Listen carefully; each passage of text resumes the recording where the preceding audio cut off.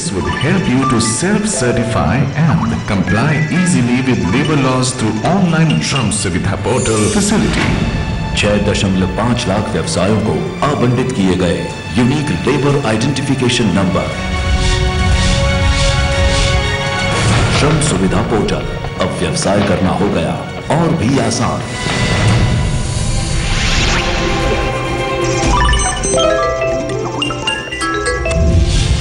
पारदर्शी निरीक्षण योजना की सफलता के लिए आपका सहयोग बहुत महत्वपूर्ण है। इस हेतु मेरी शुभकामनाएं। Your cooperation is essential for the success of the Transparent Labor Inspection Scheme. My best wishes. 1800 inspectors को आज कनेक्ट किया गया एक नए सिस्टम से। अब भारत के सभी व्यवसाय लाभ लेंगे नए रैंडम इंस्पेक्शन सिस्टम का। लेबर इंस्पेक्शन की एक नई पहल पारदर्शी प्रशासनिक व्यवस्था की ओर।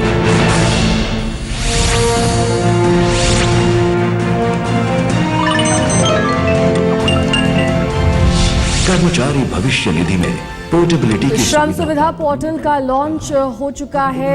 ये मोदी ने इस पोर्टल को लॉन्च किया। श्रम सुविधा यानी यूनिफाइड लेबर पोर्टल, जिसके तहत 6 से 7 लाख उद्योगों को सेल्फ सर्टिफिकेशन और सिंगल ऑनलाइन रिटर्न भरने की सुविधा होगी। साथ ही एक जिम्मेदार लेबर इंस्पेक्शन की योजना भी इसमें शामिल की गई है। यूनिवर्सल अकाउंट नंबर, एम्प्लॉइज की नई पहचान। श्रम सुविधा portal, labour inspection scheme, universal account number, Bharat की प्रगति के नए पड़ाव। श्रम एवं रोजगार मंत्रालय, भारत सरकार। मजदूरों को पीपीएफ के लिए यूनिवर्सल अकाउंट नंबर यानी यूनिवर्सल अकाउंट नंबर दिया जाएगा, जो कंपनी बदलने के बाद भी नहीं बदलेगा। आपको बता दें कि वोकेशनल ट्रेनिंग की सुविधा उन्हें दी जाएगी, जो स्थानीय मांग और जरूरतों के हिसाब से तय होगी।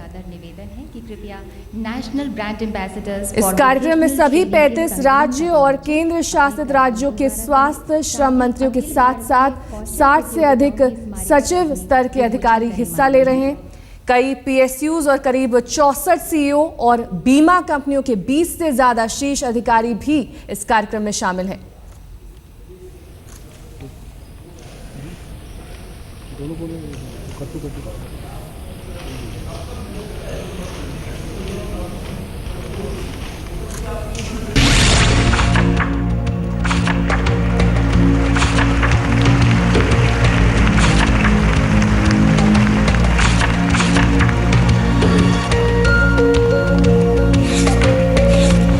Congratulations on your choice to pursue vocational training.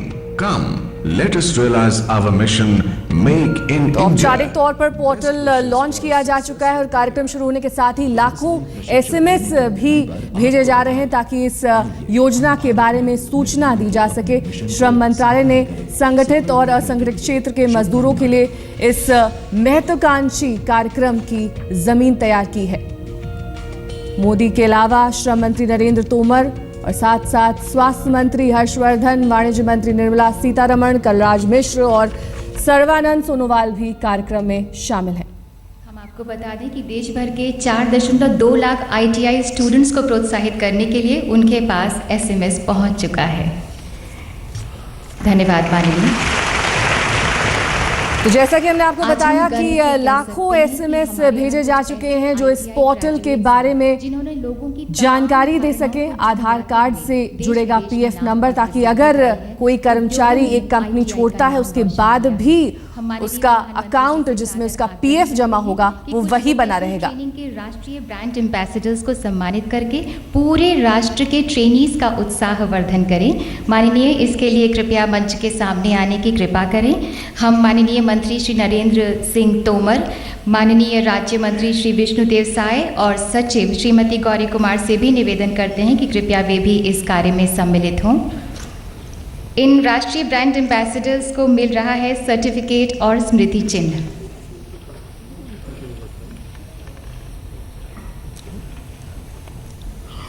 तो जिन ब्रांड एम्बेसडर्स श्री के ए नाम गोपालकृष्णन की घोषणा अब की जाएगी उन्हें सर्टिफिकेट और स्मृति चिन्ह देंगे प्रधानमंत्री नरेंद्र मोदी। कोयम्बटूर में अप्रेंटिस के ये रूप में कार्यक्रम कार्य किया था। विज्ञान भवन में आयोजित किया जा रहा है। श्रम सुविधा पोर्टल से कुछ देर पहले लॉन्च हुआ और मंच पर आप देख सकते हैं उन ब्रांड एम्बेसडर्स को जो इस वक्त मोदी के साथ मौजूद हैं और उनसे सर्टिफिकेट ले रहे हैं।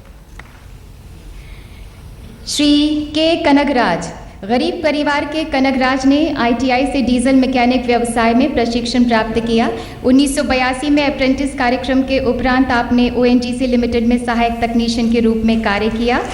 आप 1,40,000 रुपये वेतन प्राप्त कर रहे हैं।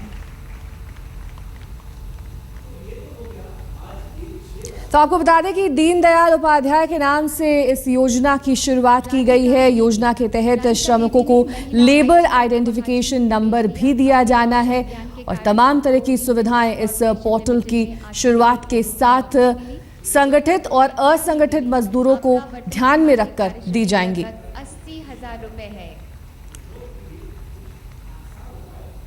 कौशल को तराशने की साधना एक निरंतर निखरते मजदूरों के हित के लिए श्रमेव जयते जैसी योजना की शुरुआत की गई है। विजेताओं को पुरस्कृत ये महत्वाकांक्षी कार्यक्रम की जमीन तैयार की है श्रम मंत्रालय ने। बंगाल अब से कुछ ही देर पहले आप सुन रहे थे श्रम मंत्री नरेंद्र तोमर को औद्योगिक प्रशिक्षण और साथ ही बीजेपी के कई आला नेता भी इस कार्यक्रम में मौजूद हैं। प्रतियोगिता में सर्वश्रेष्ठ मंच पर इस वक्त नरेंद्र तोमर के साथ प्रतीक चिन्ह प्रमाण कलराज मिश्र दिखाई दे रहे हैं और इस वक्त ब्रांड एम्बेसडर्स को सर्टिफिकेट दे रहे हैं प्रधानमंत्री नरेंद्र मोदी। श्रीरंगा आर बेंगलुरु, मशीनों में रुचि के कारण इन्होंने मशीनिस्ट व्यवसाय का चुनाव किया। ये वो लोग हैं जिन्होंने अपने अपने व्यवसाय में अपने तरीके से अपने श्रम से सफलता हासिल की है। छोटी सी शुरुआत से एक बड़ा मकाम हासिल किया है। अमिताभ सिन्हा हमारे संवाददाता इस वक्त हमारे साथ तमाम जानकारी के साथ जुड़े हैं। अमिताभ, बेहद महत्वाकांक्षी योजना और जिस तरह से हमने इसका प्रेजेंटेशन देखा, लग रहा है कि कई तरह का लाभ जो है जो असंगठित मजदूर है साथ ही जो संगठित मजदूर है उन्हें मिलेगा। श्री सुशील बिल्कुल एक बहुत महत्वाकांक्षी योजना है। इसका पहनाया जा तो चाहे संगठित क्षेत्र के मजदूरों के साथ साथ असंगठित क्षेत्र के मजदूरों का भी काफी भला हो जाएगा जो से वंचित शोषित रहे हैं। इसमें सबसे महत्वपूर्ण यहाँ वो सबसे इंस्पेक्टर राज खत्म करने की बात है। शिक्षण जो होता है काफी तो कम से कम उससे जो आपकी भविष्य निधि योजना है जिसे EPF कहते हैं, एम्प्लॉय प्रोविडेंट फंड, इसके लिए यूनिवर्सल अकाउंट नंबर मिलेगा जो परमानेंट होगा, स्थायी होगा। तो जाहिर तौर पर ऐसे कई कदम उठाए गए हैं यहाँ जो कि संगठित और असंगठित क्षेत्र के मजदूरों के लिए जो श्रमिक है उनको काफी फायदा पहुंचाएंगे। प्रधानमंत्री नरेंद्र मोदी इस वक्त मंच पर पहुंच चुके हैं। कलराज मिश्र जी, श्री अनंत गीते जी, डॉक्टर हर्षवर्धन जी, श्री विष्णुदेव साई जी, सचिव श्रीमती गौरी कुमार, राज्यों से आए हुए सभी मंत्री महोदय, उपस्थित सभी महानुभाव,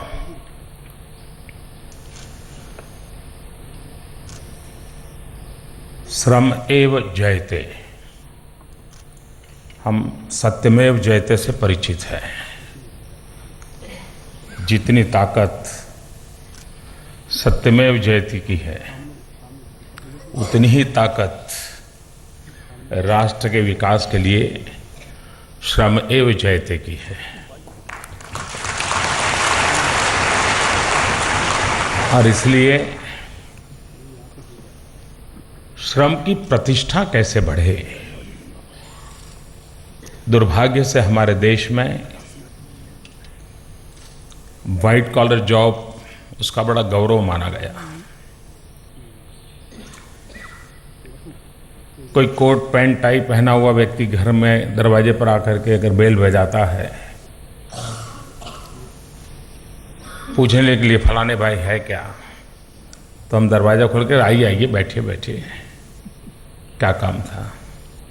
लेकिन एक फटे कपड़े वाला गरीब इंसान घंटी बजाए और पूछता है फलाने है क्या, इस समय आने का समय है क्या, दोपहर को घंटी बजाते हो क्या, अभी जाओ बाद में आना,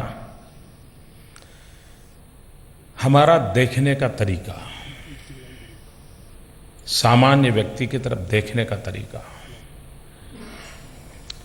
क्योंकि हमने श्रम को प्रतिष्ठित नहीं माना है। कुछ न कुछ कारणों से हमें उसके नीचे दर्जे का माना है। एक मनोवैज्ञानिक रूप से राष्ट्र को इस बात के लिए गंभीरता से सोचना भी होता है और स्थितियों को संभालने के लिए, सुधारने के लिए अविरत प्रयास करना भी आवश्यक होता है। उन्हीं प्रयासों की कड़ी में ये एक प्रयास है श्रमेव जयते। श्रम योगी, हमारा श्रमिक ये श्रम योगी है। हमारी कितनी समस्याओं का समाधान, हमारी कितनी सारी आवश्यकताओं की पूर्ति एक श्रम योगी के द्वारा होती है। और इसलिए जब तक हम उसकी तरफ देखने का अपना दृष्टिकोण नहीं बदलते, उसके प्रति हमारा भाव नहीं बदलते, समाज में हम उसको प्रतिष्ठा नहीं दे सकते। और इसलिए शासन की व्यवस्थाओं में जिस प्रकार से समयानुकूल परिवर्तन की आवश्यकता है, कालबाह्य चीजों से मुक्ति की आवश्यकता होती है, नित्य नूतन प्राण के साथ प्रगति की राह निर्धारित करने की आवश्यकता होती है, उसी प्रकार से समाज जीवन में भी श्रम की प्रतिष्ठा, श्रमिक की प्रतिष्ठा, श्रमयोगी का गौरव, यह हम सबकी सामूहिक जिम्मेवारी भी है और व्यवस्थाओं में परिवर्तन करने की आवश्यकता भी है। यह उस दिशा में एक प्रयास है। हम जानते हैं एक बेरोजगार ग्रेजुएट हो या एक बेरोजगार पोस्ट ग्रेजुएट हो, तो ज्यादा से ज्यादा हम इस भाव से देखते हैं, अच्छा बेचारे को नौकरी नहीं मिली, बेचारे को काम नहीं मिल रहा है। लेकिन गर्व करते हैं नहीं, ग्रेजुएट है, पोस्ट ग्रेजुएट है, डबल ग्रेजुएट है, काफी अच्छा पढ़ता था, लेकिन कोई आईटीआई वाला मिले, नहीं यार वो आईटीआई में काम करता है, चलो यार वो तुम आईटीआई वालों चलो। यानी हमारी टेक्निकल एजुकेशन की सबसे एक प्रकार का शिशु मंदिर है, सबसे छोटी इकाई है, लेकिन हमने पता नहीं क्यों उसके प्रति इतना हीन भाव पैदा किया। जो बच्चा आईटीआई में पढ़ता है वो भी कभी रेल में, बस में कोई मिल जाता है तो अपना परिचय नहीं देता है कहाँ पढ़ता है, उसको संकोच होता है, आईटीआई वो बोलना बुरा मानता है, उसको लगता है। आज हमने एक नया इनिशिएटिव लिया है और मैं इन सबको बधाई देता हूं जो आज हमारे इस क्षेत्र के एम्बेसडर बने हैं। अब इस क्षेत्र में हम एम्बेसडर के लिए किसी वो पढ़े लिखे व्यक्ति को ला सकते थे, कोई नट नटी को ला सकते थे, किसी नेता को रख सकते, लेकिन हमने ऐसा नहीं किया। जो स्वयं निर्धन अवस्था में बड़े हुए, आईटीआई से ज्यादा जिसको शिक्षा प्राप्त करने का सौभाग्य नहीं मिला, लेकिन उसी आईटीआई की शिक्षा के बलबूते पर आज वो इतनी ऊंचाइयों को पार गए कि खुद भी हजारों लोगों को रोजगार देने लग गए। ये वो लोग हैं जिन्होंने आईटीआई में प्रशिक्षण पाया, लेकिन उसी बदौलत अपनी जिंदगी को बना दिया। हर आईटीआई पढ़ने वाला, हर श्रमिक, भले आज उसकी जिंदगी की शुरुआत किसी न किसी सामाजिक आर्थिक कारणों से बहुत ही सामान्य अवस्था से हुई हो, लेकिन उसका भी हौसला बुलंद होना चाहिए कि भाई ठीक है, ये कोई एंड ऑफ द जर्नी नहीं है, इट्स अ बिगिनिंग। देखिए कितने लोग हैं बहुत आगे निकले हैं। जब तक हमारे एक सामान्य से सामान्य नागरिक के अंदर भीतर विश्वास पैदा नहीं होता है, वो अपने आप को कोसता रहता है, तो उसकी जिंदगी खुद पर ही बोझ बनती है, परिवार के लिए बोझ बनती है, देश के लिए भी बोझ बनती है। लेकिन उसके पास जो कुछ भी उपलब्ध है उसमें भी गौरव के साथ अगर जीता है तो वो औरों को भी प्रेरणा देता है। और इसलिए एक युवा पीढ़ी में विश्वास और भरोसा पैदा करने के लिए, सेल्फ कॉन्फिडेंस को क्रिएट करने के लिए एक ऐसे प्रयास को हमने प्रारंभ किया है। और बाहर का कोई व्यक्ति उपदेश देगा तो उसको ठीक है साहब, अब आप तो बहुत बड़े बन गए और मेरा हौसला बुलंद कर रहे हो, लेकिन उसी में से कोई बड़ा होता है तब जाकर अच्छा भाई वो भी बना था, वो भी कभी ITI में टर्नर था और वो भी लाखों लोगों को रोजगार देता है, ठीक है मैं भी कोशिश करूंगा। आखिरकार यही सबसे बड़ी ताकत होती है। और उस ताकत को जगाने के लिए ये एम्बेसडर्स, मैं तो चाहूंगा कि ऐसे सफल लोग हर राज्य में होंगे, हर राज्य में ऐसे सफल लोगों की गाथाओं की किताब निकले, पोर्टल पे उनके जीवन रखा जाए कि भी कभी ITI पढ़े थे लेकिन आज जीवन में इतने सफल हुए हैं। तो इस क्षेत्र में काम करने वाले करोड़ों लोग हैं हमारे गरीब, उनका विश्वास पैदा होगा। और हर बार ऐसे लोगों को सम्मानित करना, उनको कोई तालुका का ब्रांड एम्बेसडर हो सकता है, कोई जिले का ब्रांड एम्बेसडर हो सकता है, कोई राज्य का ब्रांड एम्बेसडर हो सकता है, कोई राष्ट्र का ब्रांड। धीरे धीरे धीरे इस परंपरा को विकसित करना है मुझे, नीचे तक उसको परकोलेट करना है, उसका एकदम से हॉरिजॉन्टल इसको काफ़ी स्प्रेड करना है। मैं चाहूँगा सब राज्य से हमारे मंत्री महोदय आए हैं, वो उस दिशा में उनकी प्रतिष्ठा के लिए कुछ न कुछ करेंगे। उसी प्रकार से ITI एक ऐसी व्यवस्था नहीं है कि जो प्राणहीन हो। कभी कभार कागजी लिखापट्टी में जो विफल रहते हैं उनका एक ऐसा सॉफ्टवेयर परमात्मा ने उसको दिया होता है कि मैकेनिकल वर्क में, टेक्निकल वर्क में वो बहुत इनोवेटिव होते हैं। हमारी ITIs में ऐसे जो होनहार लोग हैं उनको अवसर मिलना चाहिए। अगर 2 घंटे बाद में उसको ITI में बैठ करके मशीन पे काम करना है तो उसको अवसर मिलना चाहिए। यहां कुछ लोगों को इसके लिए अवार्ड दिया गया कि अपना टेम्परामेंट होने के कारण इस व्यवस्था का उपयोग करते हुए उन्होंने कोई न कोई नई चीज, इनोवेशन के लिए कोशिश की, कुछ नया प्रयास किया। एक डिसिप्लिन में गया लेकिन मल्टीपल डिसिप्लिन को ग्रास्प करने की उसके अंदर ताकत थी। ये जो किताबी दुनिया से बाहर इंसान की अपनी एक बहुत बड़ी शक्ति होती है, हमारी ITI जिसको पहचाने है, उस दिशा में एक प्रयास करने का इसमें प्रयास हुआ है और उस प्रयास का लाभ मिलेगा। उसी प्रकार से जब हम पढ़ते हैं 27,000 करोड़ रुपया ऐसे ही पड़ा है,